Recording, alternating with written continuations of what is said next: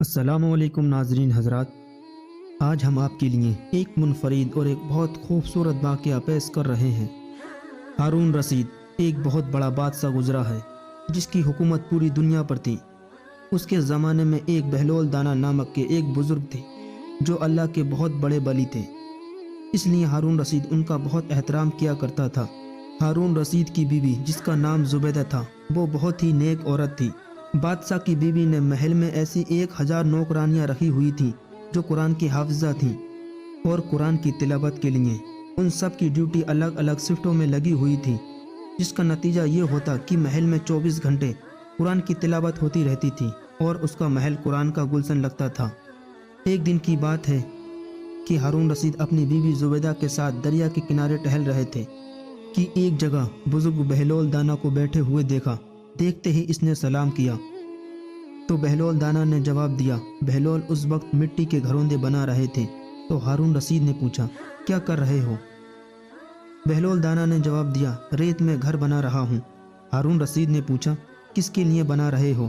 بہلول دانا نے جواب دیا، جو اس گھر کو خریدے گا میں اس کے لیے دعا کروں گا کہ اللہ تعالیٰ اس کو جنت میں گھر عطا فرمائے۔ ہارون رشید نے پوچھا، اس گھر کی کیا قیمت ہے؟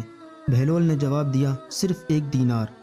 ہارون رشید نے سوچا، یہ ایک دیوانہ ہے، جانے کیا بڑبڑا رہا ہے، اس لیے اس بات پر دھیان نہیں دیا اور وہ آگے بڑھ گیا۔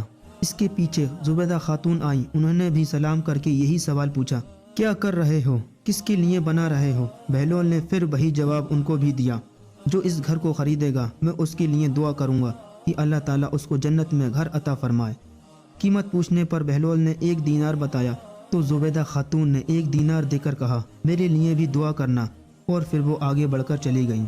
رات کو جب ہارون رشید سویا تو اس نے خواب میں جنت کے حسین منظر دیکھے۔ خوبصورت جھرنے، ہرے بھرے باغ اور اونچے اونچے خوشنما محل بھی تھے، اور ان محلوں میں ایک محل ایسا بھی تھا جس پر زبیدہ نام لکھا ہوا تھا۔ ہارون رشید نے سوچا کہ میں دیکھوں تو صحیح میری بیوی کا گھر کیسا ہے، لیکن اس سے پہلے کہ محل میں داخل ہوتا محل کے ایک چوکیدار نے اسے روک لیا۔ ہارون رشید نے کہا، اس محل پر میری بیوی کا نام لکھا ہے، یہ میری بیوی کا ہے، اس لیے مجھے اندر جانا ہے۔